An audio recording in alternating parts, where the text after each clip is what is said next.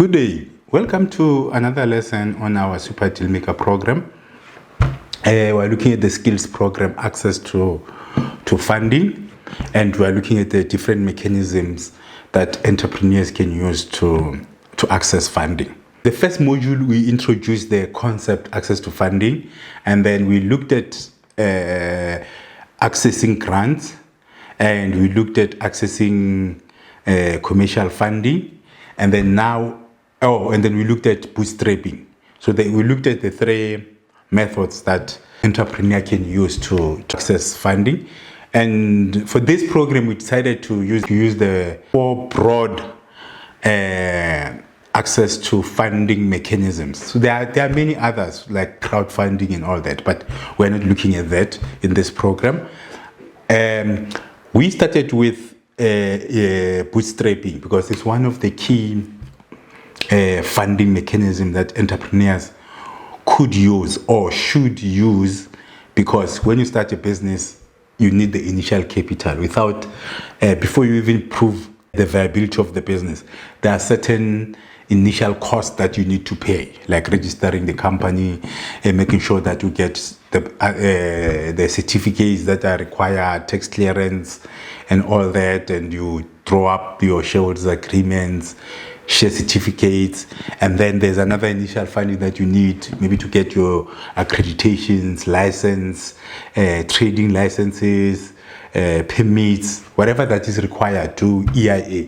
So those are initial investments that an entrepreneur can still source grants and commercial funding, but as we indicated in the first module on bootstrapping, we're saying that those kind of costs are best funded by an entrepreneur because, one, they show that they are serious about the business, they are putting their skin in the game, as they will call it, and it helps them to validate the business concept, to show that the business is viable. You need to do some spade work or background work to get it to a stage where it's ready for commercial funding or angel investing or to access the grants. So that was the first module the second module that we looked at under this skills program, access to funding. Then we looked at access to grants and incentive schemes, and we indicated that those are like free money in inverted commas that you get from your government institution like DTI or maybe international developmental funding institutions or maybe non-profit organizations. Those are grants that generally are for specific project or interventions that institution that is issuing the grants, it wants to achieve. And generally the grants are maybe job creation, saving certain sectors, maybe rural development, women development, supporting young entrepreneurs or youth entrepreneurs, people with disabilities, or generally business maybe in serviced areas, or most as well in green economy. Those are the broader schemes that you can find, which are grants and incentive schemes, which generally you find that most of them are pure grants where you get the money and you don't have to pay it back. And some are, call it blended, where they give you a portion as a grant and a portion as a commercial loan. So we looked at the ends of that sector and the mechanism used and how entrepreneurs can access and what they're supposed to do to access such funding. Okay, and then there's a commercial funding, which is general funds that you get from funding institutions, and those are strictly on commercial terms, where you need to prove, one, the viability of the business, the access to markets, and then you need to prove that for banks, you need to prove that you have sufficient security to cover the loan. But the DFIs, if you have proven market and proven business concept, you don't necessarily have to have collateral or security for that funding. They will maybe take personal sureties, or they'll take the assets that they are funding as maybe register a special notarial bond on the asset that they are funding you. So that's the commercial funding. So today you are looking at angel investing, which is generally or normally the high-end individuals that have made money, okay, from wherever that they made money. They can have, sometimes some are just professional angel investors, and some you find that they have special interest in certain sectors. So they make funding available to entrepreneurs, emerging entrepreneurs. And some, like the professional one, they say they treat it like a sports. Like they are just betting on different companies to see which one will win, which one will make money, which one will not make money. And generally they come on board, they take shareholding in the business, and they mentor and support the businesses that they have funded. So that's what we're looking at today, to say what is angel investing, how do they work, how can entrepreneurs access it. Because remember, the skills program is called Access to Funding. So we're going to look at the angel investors. Who are they? How do they invest? And then how can entrepreneurs access those angel investors? Now, who are angel investors and how do they operate? Okay, in the South African context, right, this industry is not that big. It's a small industry, and the challenge is most angel investors are, I don't know if it's a challenge but it's a fact, they are white, because they have quite old money. They've managed to generate generational wealth, and now they just maybe to give back, to contribute back to the community. And generally, the angel investors are, call it, rich old individuals. So that's why I'm saying majority are white, because we have quite a few wealthy, okay, call it not rich, but wealthy. We have few wealthy black individuals. That's the reality, because of the history of the country and all that, and the economic or financial discrimination. So we don't have many wealthy black individuals, and maybe they just don't like angel investing, supporting small businesses. Maybe that might be the case, but in my view, this is my view, is that because we've been democracies since we've been in a democratic country since 1994. So then we don't have many intergenerational wealth that has been created in black communities, right? Yes, we have few rich families or individuals that have generated their money during apartheid, and when the crossover happened into the democracy, but they just rich. There's difference between being wealthy and rich. So most angel investors are in white communities. So for black entrepreneurs, it might be difficult to access. It's not impossible, but it might be difficult to access, because remember, the angel investing becomes generally a community of investors, and we can't deny our historical backgrounds, because there's still economically as well, there's still segregation and negative perception between the two races, the black and the white. Okay, black including coloreds and Indians. So, but maybe in the Indian community it might be a little bit different, because they always had a little bit, not full freedom, but they still had freedom to do business in certain areas. So they've accumulated wealth in that area. So, and they also, I know it's an ignorant comment, but they are more of a community than, call it, maybe the black community. So there, I think the access is, my opinion, is not a fact. It might be a little bit better or a little bit different in terms of accessing that market. So what happened is this individual, they have associations, call it what do you call it, investment angel investors associations, where they meet and they discuss and they listen to entrepreneurs pitching to them, and then if they are interested or if it's within their sector or there's a sector of their interest, then they can invest in that business.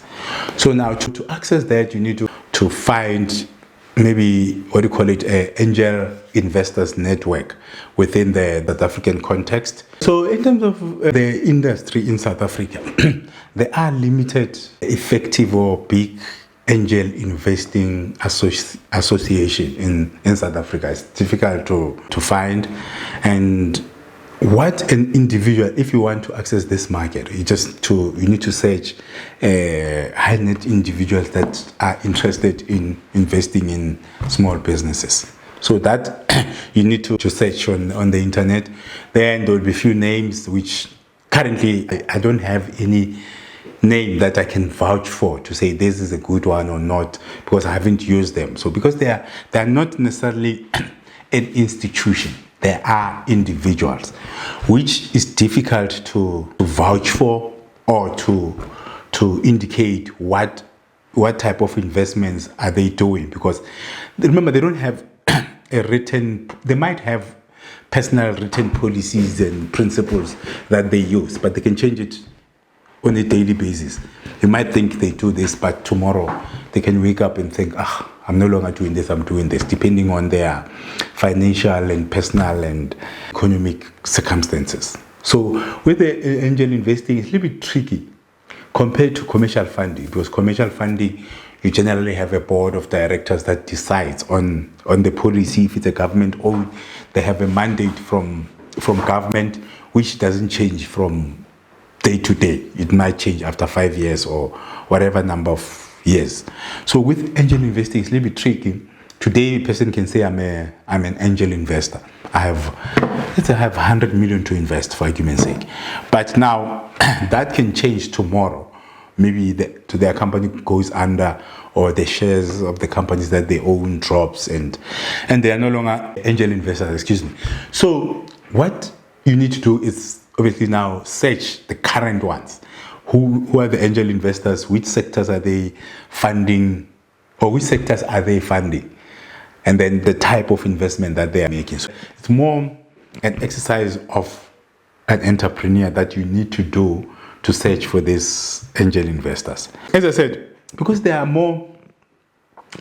individuals, right? And individuals can change their mind whenever they feel like. It's not like they have any obligation to do things in a certain way. So you need to be careful when you're looking for an investor in that space, or you're looking for angel investors, because they are individuals. It's like you working out, into selling out your business concept to people like outside, and then if they're interested, then they say, no, I will invest and all that. So due diligence and verification and knowing the angel investor becomes very, very important, because it's different. If you're talking about IDC, NEF, DBSA, or DTIC, Department of Small Business, those are institutions. Okay, they can go under, but if I tell you today that NEF funds businesses up to 75 million, it's something that I can vouch and know that even tomorrow when you go to NEF, you'll find that they are funding businesses up to 75 million, unless it becomes a government policy where they change the policy.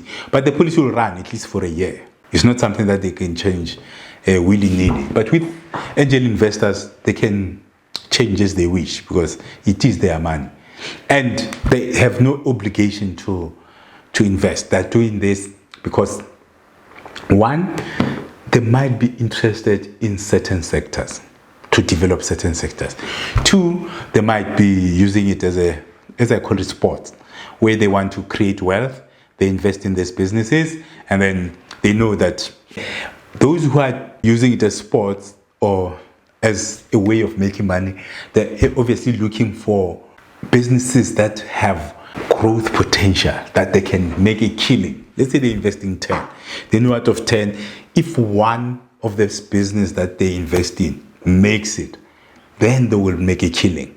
So they won't generally invest in a spaza shop, for argument's sake, or a franchise business, or a retail business, unless it's got some innovation in its business model and it's got potential to make 10 times return on investment. So those are the ones that are professional angel investors. They look at angel investing as a business to make return on investment. So those are generally looking at high growth potential businesses. So if you have an angel investor like that, then your business, if your business is a franchise, a spaza shop, a retail business, you shouldn't even consider approaching those. So you need to understand their investment philosophy before you approach them. So you need to sieve them. You need to do like how the recruitment agency will do. You look at a group of candidates and you sieve them through to see which individual suits your need. And on the other side, you have the ones that invest in businesses in the sectors that they have personal interest in developing. They're not necessarily looking for high growth SMMEs or businesses or startups, but they're looking at businesses in the sector that they have interest in. You find that some maybe they have interest in developing rural women, so they may focus on investing in rural owned businesses that are women owned businesses. And maybe some they want to alleviate poverty, then they invest in poverty alleviation project. And some maybe they're interested in what in a certain maybe a green sector where maybe it's recycling or whatever. They want to make the world a better place by reducing recycling and all that, or reducing emissions. So those have personal passion in certain sectors. So you need to know where your business is sitting. Are you starting a lifestyle business, meaning you're starting a business that will just sustain you, maybe can make you call it rich a little bit? So those are more sustainable lifestyle businesses that you live comfortably by running that business. You're not gonna be mega rich, but there are certain businesses that they will make you, if it works, okay, they are high risk, but if it works, it will make you maybe, I don't know, 1,000 times the investment that you've put in. So if you have that kind of a business concept where the potential of the business is massive, the potential to growth, if it cracks the market fitness, they become market fit, then you'll find that those businesses generally, they will be massive. Like maybe it might be business like your OLX, maybe I remember you Mixit, or I remember Mike Shuttleworth as well. He had an internet business that he sold for quite a few millions. So those are high potential or high growth businesses that angel investors that are in a commercial or they're running angel investing as business, they will be interested in. But if your business is not a high growth business, don't even bother trying to access that market. It's not for you. That market of angel investing who are operating as commercial investors, it means they are not for you. So you will be more suited at the ones that are in business to fund their personal interest. As I explained, they might be interested in certain sectors. So if you are looking to access this market, you need to understand your business. Is it a high growth, potentially a massive breakthrough in the sector that you are in, or is it a lifestyle business? And please don't force issues. If it's a lifestyle business, it's a lifestyle business, and there's nothing wrong with it. And if it's a high growth potential business, then it's a high growth potential business. So you don't have to force the issues that you run. to start a franchise, but you say, no, it's going to be a multi-billion business, because if people start, okay, unless you're starting the franchise itself, but if you are a franchisee, there is no way that you're going to make billions from the franchise. Okay, you can in exceptional cases, but you need to accept that your business is a lifestyle business rather than a high growth business. So even when you're approaching the angel investors, if you want to access this market in terms of accessing to funding, you need to understand your business. Which angel investors should you approach? Okay, now that you have ascertained where you fall as a business, are you a high growth business or high growth startup, or are you a lifestyle startup? Then when you go into the market, then you know, when you're searching on the, mostly it's internet, because as I said that our angel investing sector is not international levels. We don't have popular angel investing websites where they verify the angel investors and all that, or there is no association or reputable association for angel investing. Once you have ascertain where you belong, which type of angel investor you're supposed to look for, then you do your internet search to search for the angel investor, and then you definitely find, depending on the sectors, you might find it difficult to find locally, but it doesn't mean you need to end locally. There are certain international angel investors that are willing to invest in emerging markets, so you mustn't limit your search to only local investors or local angel investors. But my target in terms of if you followed my presentation, is more looking at the local angel investing market.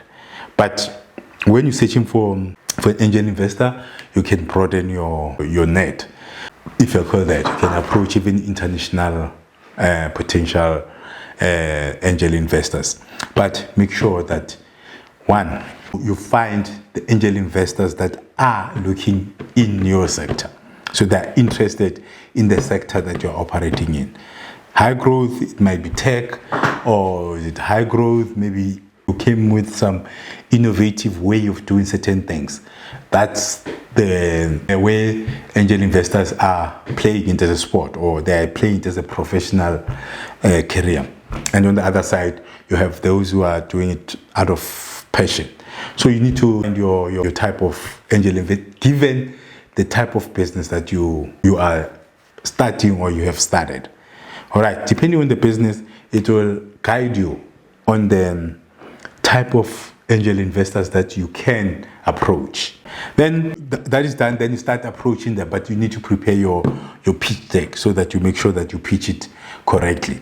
So on access to market, we stress, or we go in detail in how to pitch to investors, or how to pitch your business idea. So if you want to go into detail in terms of how you pitch your business to potential investors or potential customers, then you must also look at our access to market skills program.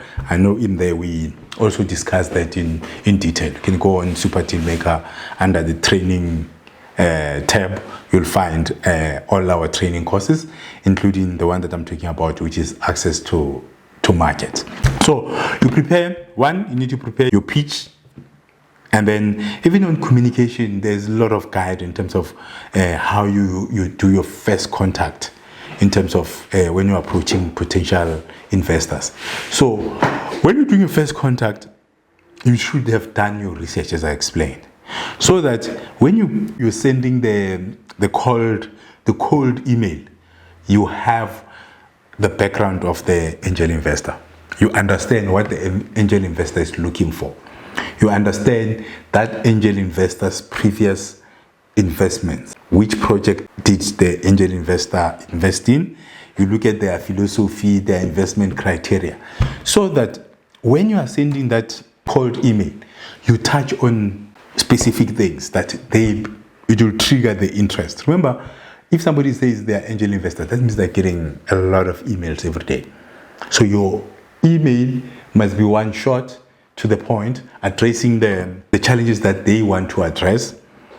Okay, your value proposition must be exceptional. It must talk to what that angel investor is interested in.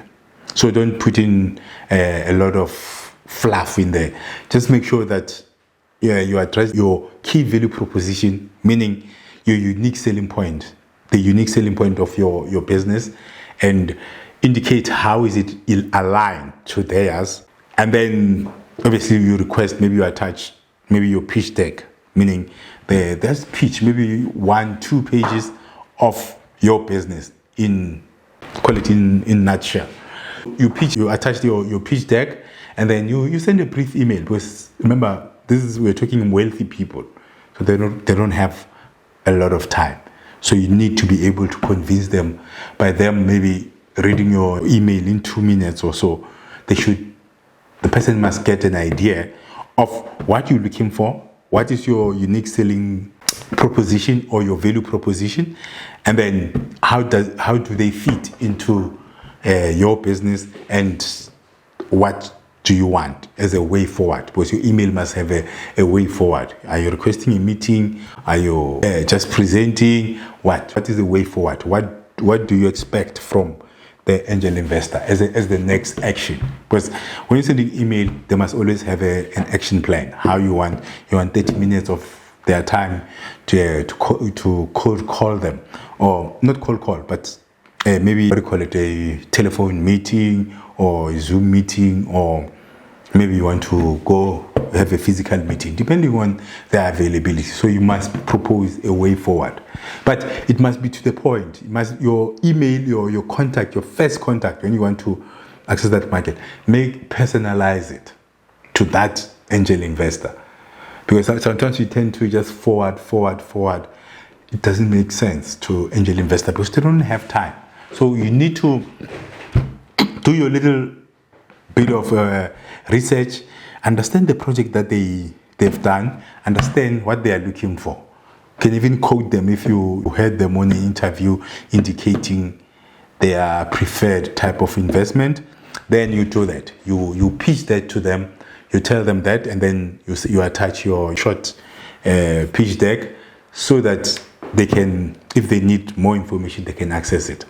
Then the detailed business plan is the thing that comes a little bit later. And I must say, for angel investor, it's different from maybe when you're trying to access the grants, or you want to access commercial funding, because they might have systems in place to assess application, right? But it's based on their gut feel. Okay, not only gut feel, but obviously they're going to look at the reasonability, the viability based on their experience and knowledge, and look at the numbers, how much you need, and all those things, how you're going to go to market, and all those details, right? But ultimately, their investment is their, call it gut feel. How do they feel about you as an entrepreneur? Because with them, it's different. Generally, angel investing, it comes with a little bit of mentorship here and there, a little bit of guidance. So there must be a rapport between you and the angel investor. So just be careful. It's not system-based, like your funding, your commercial funding, where a bank you need to upload your cash flow, they need to analyze your banking and all those things. They don't go into those details. Okay, maybe there might be some investors that go into those details, but most of them, it appears that they are less interested in the nitty-gritties, but they need to understand the vision, where you're going, will you be able to get there as an entrepreneur. So you must make sure that when you approach the angel investor, or your email or your pitch is short, where you're addressing the key issues, your value proposition, how does it help them achieve what they're trying to achieve. Okay, so it's very, very important, because you need to establish a common win-win. So both of you, for the angel investor to be investing, and for you, there must be a win-win. Other than that, it didn't work for them, or if it's not a win-win, whoever's losing is not going to be interested in the project much. So that's now how you contact them. But make sure that you have all your documents ready. Meaning you must have your financials, you must have the proof of market that you have access to market, technical competency. So those things that we discussed in commercial funding, right? You must still make sure that you prepare them, even for the angel investors. I know that now, I just said that generally they don't look at the nitty-gritties of the business. They generally use their sense. Yes, they look at the basic information, but they use their sense. It depends, because they are individuals. They are not using a system. So like where maybe in here for your bank, when they fund you, they are using a certain system. With angel investors, they are not. They just assess the business overall strategy, how's the rapport between you and them, and then they look at, do they meet their mandate, is it achievable, and all this, will they achieve what they want to achieve from that business. So it's not a strict due diligence that they do, like the commercial funders will do, or the TFIs that will do. Because remember, generally fund that it's an individual, but with their banking, they have like 3 or 4 consultants working on your application. It might not be on the same time, but you have 4 hands to 5 hands that will have to touch and make a decision on your application. But with angel investors, an angel investor is a decision maker. So generally, it's known or it's understood that when you're dealing with the decision makers, they don't need the whole lot of details and all that. They need high level stuff. But the information must still be sufficient for them to make the decision. Even though it's not as hectic as when you're looking for commercial funding, but it must still have sufficient information to allow angel investor to make the decision, right? And then, as I said, you must have all the documents, the offtakes, the proof of funds, how the funds will be utilized, financially is it viable, operationally can you execute, do you have a team to execute this project? They want to get comfort around that. Generally, they want to have comfort around that. And once you've done that, you have pitched. But remember, before you let's say you pitch and the angel investor is interested to put in money in your business, right? Before you do that, you also on the other side have a duty to yourself to make sure that you know their philosophy. So you need to make sure that during the interview, they might be interviewing you, but you must be asking questions as well to understand this person, their thinking pattern, their vision, their strategy. How will that strategy impact your business? Because it's very, very important. So it's like initially you'll get their CV, right? Which is the internet search and all that, where you understand what do they do. But like in recruitment, employers are not recruiting based on the CV. Yes, the CV will get you the interview, but the decision now, it will be them assessing you if there is a culture fit, if your personality suits their personality, if what you put on the CV actually is true or is reflected in your approach and all that. So the interview is very, very important. So, but in this case, generally, SMEs, they feel that they are the ones who are begging for money. They feel that they're not supposed to be interviewing the funder. No, you still have to. Actually, in all the funding type, you still have to understand how do they see things, what is their vision, what do they want to achieve, and how will they work with you, the mentorship, the relationship, how will that be managed? So you need to interview them in the same meeting. It doesn't have to be a separate meeting, by asking questions, because they will be asking you questions, but you need to ask questions in relation to the things that you want to clarify. So it becomes, once you manage to secure an appointment, then it's supposed to be a two-way interview, where they interview you about your vision, your goals, how you're going to achieve this business plan, and what and the methodologies that you're going to use to implement the project, and all those things. In the process, you must also be assessing them, asking questions about them. And obviously, after maybe they might give you a chance after they ask you questions, they might give you a chance to ask the questions. But in between, take advantage of the conversation in between, and then to say, no, but this is how we want to approach it, but we saw that you approached this way. Is it still the case? So that you get their view. You bring them in, you get their view, their sense, so that you can gauge the level of interest and the level of suitability, personality now. Because on paper, you might think, this is my man. But when you guys meet, it might be, you might get different vibes. And, like sometimes they might be looking good on paper. But when you meet them and start asking questions, you might find that they might not be the best investor for your business. So those are the things that you need to make sure that you address.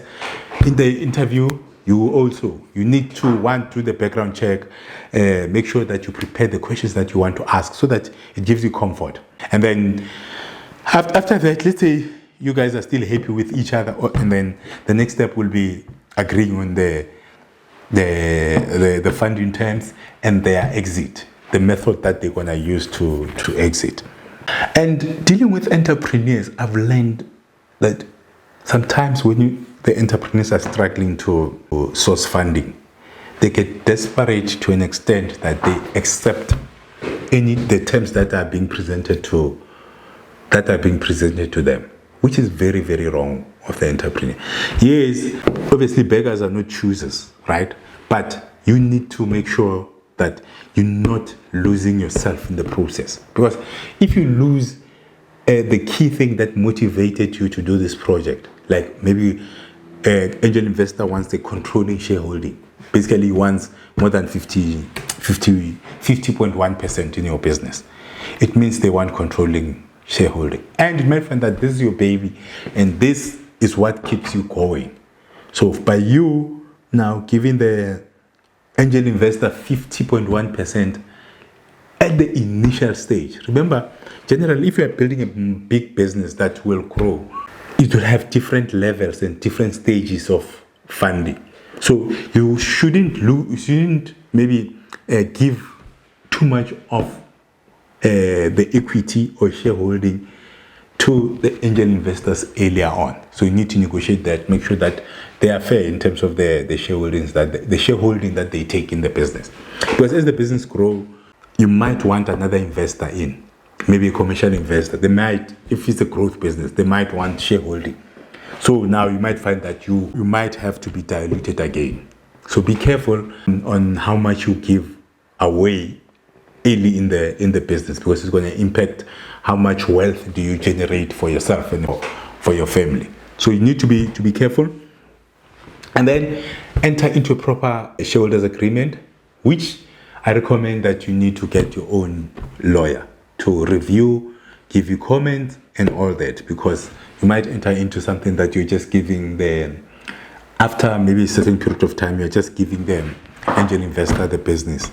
So be careful. Make sure that once you've identified the angel investor, and then you made the initial contact, and hopefully successfully you managed to secure an engagement or interview, whatever it is that you're going to engage on, make sure that during that interview you ask all your questions so that you can understand the man that you're dealing with or the woman that you are dealing with, personality-wise. On paper, they might look brilliant, but personality-wise, you might find that because this person most of the time they take, angel investors take equity in your business, right? Meaning they buy shares or they get awarded shares in the business. So if there's a personality clash between you and angel investor, then the relationship will be very rocky. So you need to make sure that you manage that upfront. You make sure that you understand the terms and conditions or the clauses or the conditions of your shareholders agreement, so that both of you know how this relationship is supposed to be going forward, right? It's very, very, very, very important to enter into some kind of shareholders agreement, and as well as if there are any sureties that needs to be signed for commercial funders at the later stage, it needs to be known who's going to sign and all that. And you might want to maybe buy back the shares that the angel investors has invested in your business, right? So in your shareholders agreement, you must also include the buyback clause in your business. So you need to negotiate hard. If you're dealing with an angel investor, not only that, if you are entering into any contract as an entrepreneur, make sure that you really negotiate with the person that you're dealing with. But that's a problem that I've seen in my experience when I was still at one institution where we were funding small businesses. And the reason that I actually left that institution, it was because entrepreneurs come looking for funding, they will be desperate, right? And they are willing to take any condition that you put in front of them. And then, because, okay, but I understand that institution was funding small businesses. And it was a private institution. So for them to be sustainable, they need to make sure that they target high return on investment, because many small businesses fail. So their business model for sustainability, I understand. But where I had a challenge with is when I'm dealing with entrepreneurs, it doesn't matter how much I explain to them the cost of investment. Meaning, you find that we do an investment where we're going to take a certain percentage of your revenue, you're still going to pay back the loan, and we take equity in the business. So we hedge our investment to the brim so that no matter what, if the business doesn't fail, we'll get our return on investment. And you find our return on investment is crazy. And so the entrepreneur will sign that, right? Because they're desperate to start, they're desperate for money, which makes sense. But the challenge with me, it was that after I've approved their funding, they get the store or they buy the equipment or they do whatever that they applied for. They will learn that after the moratorium, meaning after the period, the grace period that is given not to repay, when they start repaying, they see now the actual cost of that investment. Now it becomes my fault because they are angry. You can't see them. Even visiting them, it becomes difficult. You can't say, I was in the area, I decided to pop for coffee. They will kick you out because they realize how expensive that instrument you sold them, how expensive that funding you gave them, how it's impacting negatively on the business. So that's one of the reasons, the main reason that I moved from that institution, because I can't have coffee or tea with my investee or the entrepreneurs that I invested in. So I'm telling you that story because with angel investing, don't give more than you should. Don't give equity that is excessive because you are desperate to secure funding. Make sure that you understand the value that the angel investor is bringing and allocate appropriate shareholding percentage. Yes, some angel investors, they will indicate that no, they're not taking shareholding of between this and this or below this. Yes, you still need to meet the condition, and you assess them from there to say if this is their modus operandi, if this is how they work, then you don't approach them. Okay, so you need to make sure that you preserve the equity in your business. But angel investors normally when they invest for equity in your business rather than other things. So they want to get enough equity to make sure that they hit their return on investment. So you need to manage those dynamics and understand what are their requirements, how much do you believe the business is worth. And then from there, you'll be able to come with a reasonable conclusion on the shareholding that you can give to the angel investor. That's in a nutshell how you approach the angel investor, how are you supposed to negotiate, the things that you need to look out for when you're trying to access this market or to access the funding from this market of angel investors. So we spoke in terms of how you can identify the angel investor and the documents that you might need for you to first pitch, like if you had to send them or a request for a meeting. And we also looked at the things that you need to observe from the angel investor. So you need to do your proper research so that you understand them. And then we spoke about the things that you're supposed to do while you are in a meeting with the with the angel investor, meaning the things that you need to look at, the questions you need to ask them, the things that you need for clarity, you need to make sure that you address them in the meeting. But now, I just want to talk a little bit about how you prepare for the meeting with an angel investor. As I said that, yes, the angel investor, or in terms of the due diligence, they're not as detailed as maybe a commercial funder, right? But because most of the time they want to assess you as they will assess the business model concept, if it's profitable, high level, but they also want to understand you as an individual, because remember, there are more funding startups which are still founder or director reliant, meaning they are relying on the directors to be successful. They haven't yet built a system that will sustain them even if the director is not there.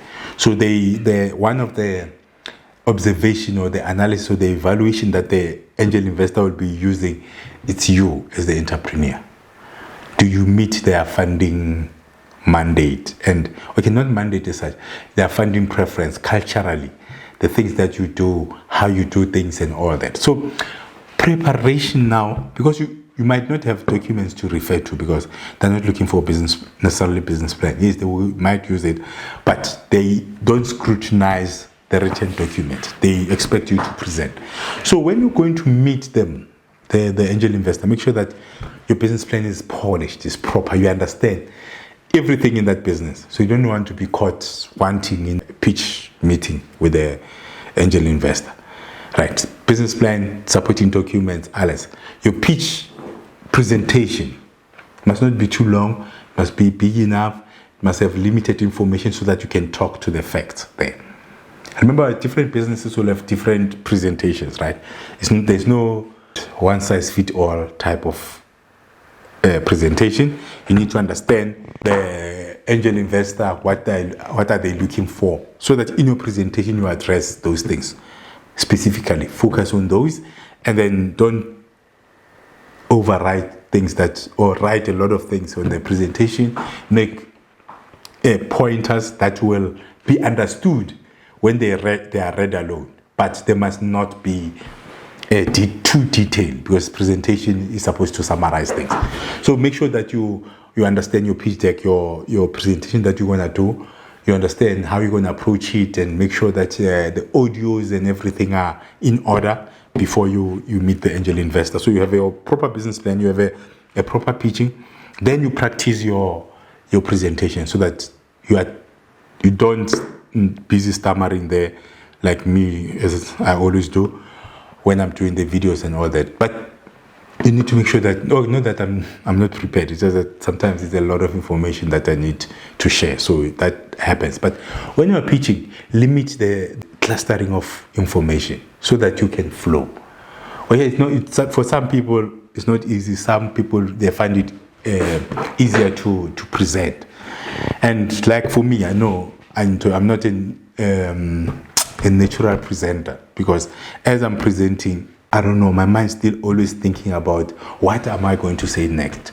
So you might find that in my presentation, I'm a little bit fast when I'm explaining things, and sometimes I over-explain things because I'm making the assumption that maybe the person might not understand, or I'm thinking about how complicated this topic could be rather than focusing on what am I saying. So sometimes you find that I'm lost for words, or I'm too fast, or I'm humming, I'm doing it because is one over preparation where you have a lot of information to share, but you're trying to squeeze it in a particular topic, and then as well as you have time pressures to say you can't be speaking the whole day or talking the whole day. You need to make sure that you present a certain topic and you're finished. So when you're preparing for a presentation with an angel investor, limit your slides so that you can talk to the slides. And just close yourself off.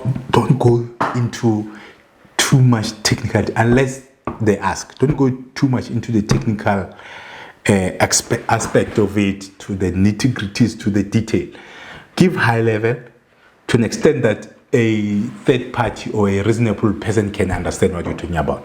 But focus on your value propositions, the key things, and their pain, meaning what are you resolving for them? Why is the relationship important for you and for them? So that it becomes they should have interest in your business. So that's some of the things that you need to make sure that you do, and make sure that you're well prepared. And maybe I know we're in the electronic documents, you might have your presentation, PowerPoint or whatever presentation tool you're going to use, but make sure that you have hard copies. Anything can happen. Technology can fail. We're in South Africa, telecom can happen where there's no electricity and you prepared only an electronic presentation. So make sure that you prepare as well the hard copy presentation, and be direct with angel investor. If there's something that they've asked and you don't know, don't try to lie or come up with stories. Just admit that you don't know, but you'll do the research. So meeting an angel investor basically is like an interview for an employee.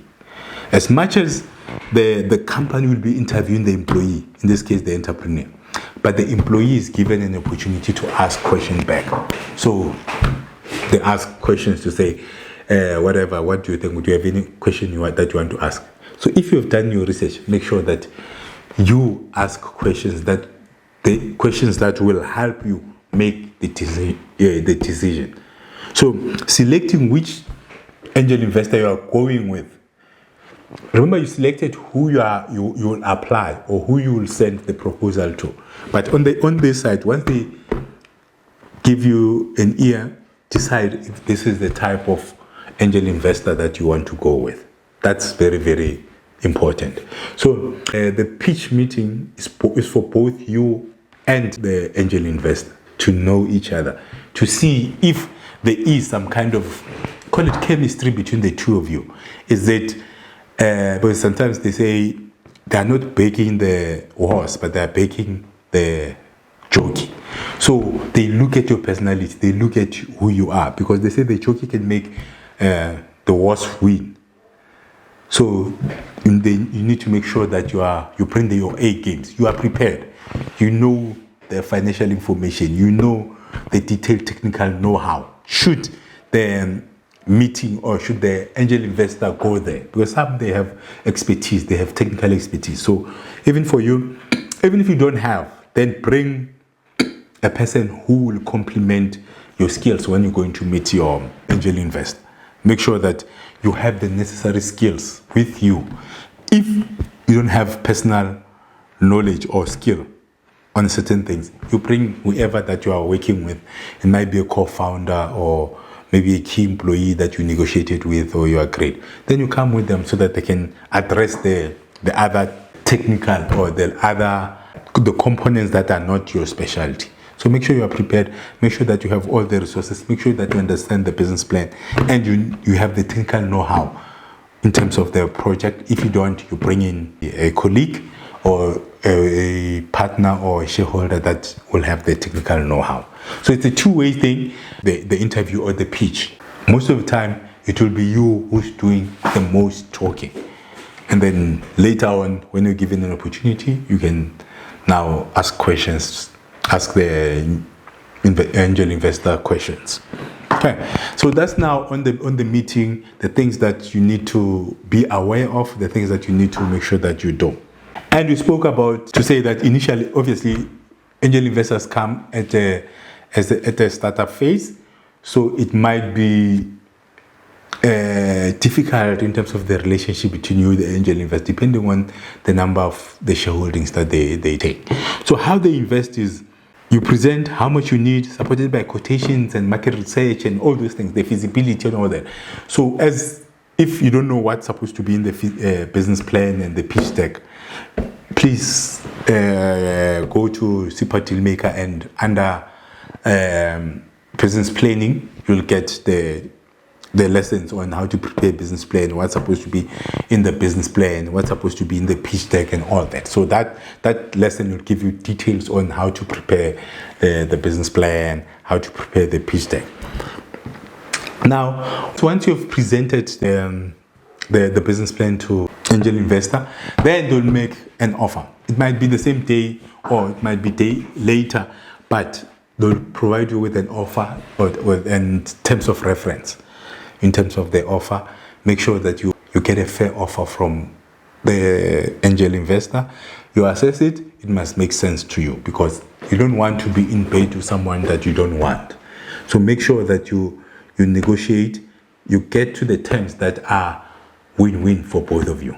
That becomes very, very important in terms of the relationship between you, and so that you have a healthy relationship between you and the angel investor. Okay, it's got its own advantages and disadvantages. Meaning, in terms of the advantages, obviously you get a mentor, comes with the funding, because they will be willing to support you through your journey as an entrepreneur, and because they want growth and they have invested in business, so you'll have common interests rather than having a consultant who is interested in making the consulting fee. But the angel investor is with you in the business. Whenever you might need additional funding to recapitalize the business, they can be able to support the business. So you have, one, the mentor; two, you have the funder who will be able to support you; and three, sometimes if you don't have a co-founder, then you have a co-founder, because remember, a startup it's a mission. It's got its own life, it's got its own challenges. So if you don't have somebody to bounce your ideas with, then you might have a challenge, you might experience burnout. So, but if you have an angel investor, then you have somebody who you can share your frustration, and they can give guidance and all those, and help you shape the business. So there are a few advantages that going this route it can bring to your business, because one, you're getting an investor with interest in your business, who is accessible, who will be able to help you, and who will be able to share certain experiences, and you counsel as well, because sometimes you need counseling when you are starting or building a startup. And angel investing also has got its own negative things. It's difficult to find angel investors. And it's not an institution, it's an individual. Like dealing with the individual with egos and all those things, then the relationship can easily go south.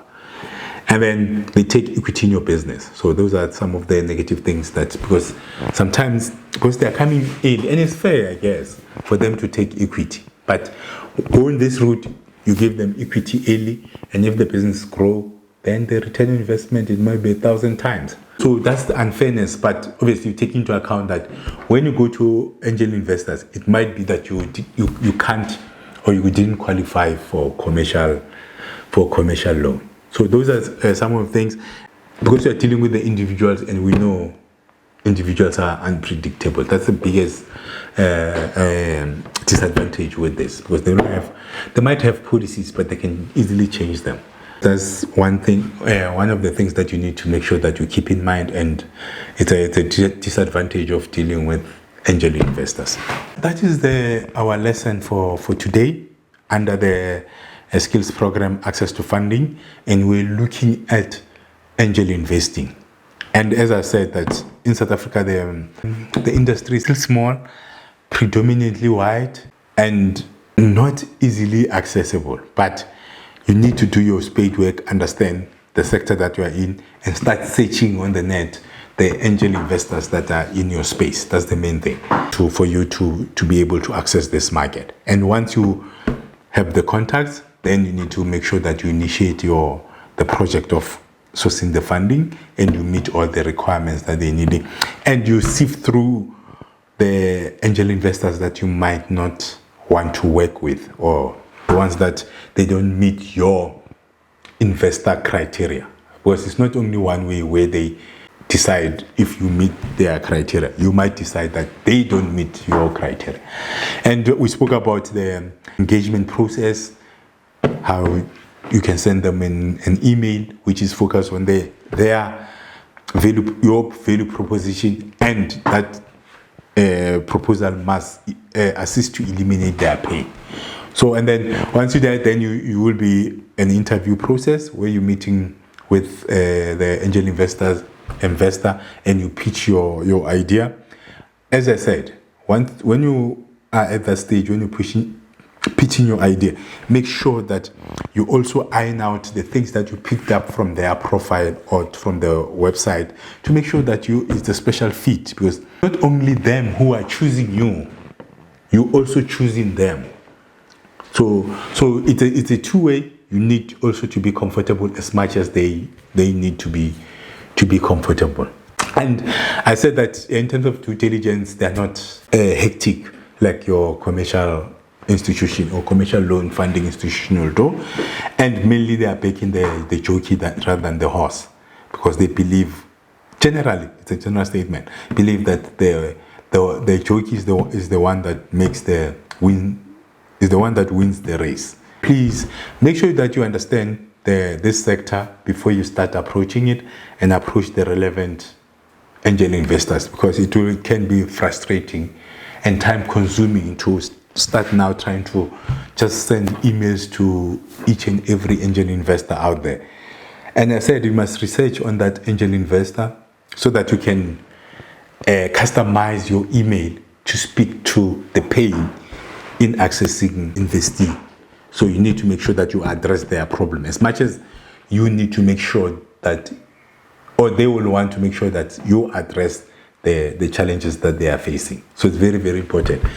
Access to angel investing or angel investor, it becomes a little bit more personal touch.